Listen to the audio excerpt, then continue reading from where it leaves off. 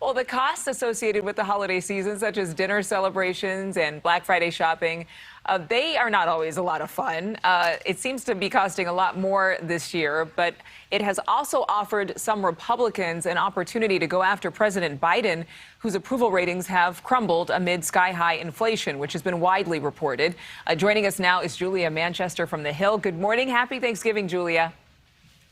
Happy Thanksgiving, Adrienne. Now, this holiday season, you'd like to think that we could kind of put politics on the back burner, but this season has not been free of the politicking. We're seeing tweets and retweets of everyday people and politicians using something like the cost of turkey as a talking point about inflation. Some saying that this is about food shortages, and others saying that that's merely a scare tactic. So can we all just get along and eat?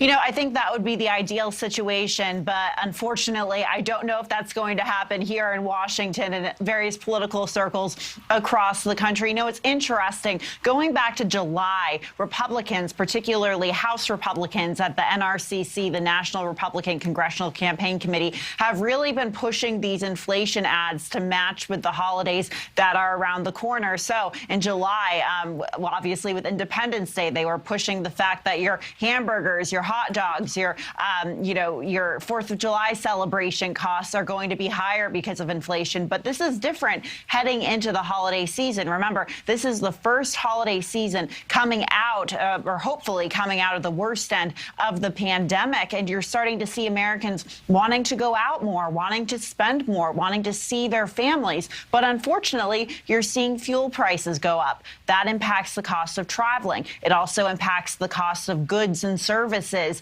heating your home, for example. So you're seeing Republicans really take advantage of that, something that's going to hit, I think, your average American very easily at home as they go to celebrate the holiday season. And President Biden himself has commented that all of us Americans, we should rest easy. That's a quote that he recently made about holiday cost concerns, despite that 30-year high for inflation. But is this being perceived as tone deaf? Is this resonating with American people? Does everybody want to kind of rest easy and pretend it's not happening all around us? Or, is this seemingly trite? I think there's a lot of fatigue across the country right now, not only coming off of a very intense presidential election cycle last year, but also coming out of the worst end of the pandemic, hopefully, knock on wood.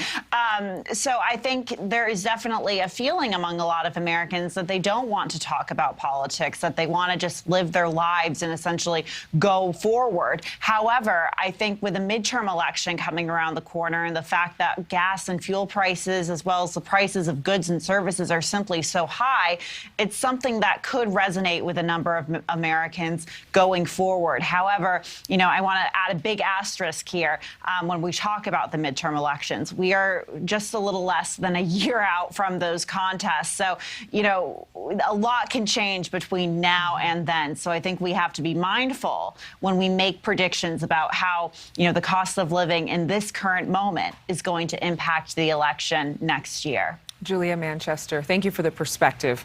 And again, I hope you have a wonderful holiday today. Hope you're not working all day long, but if you are, we appreciate it.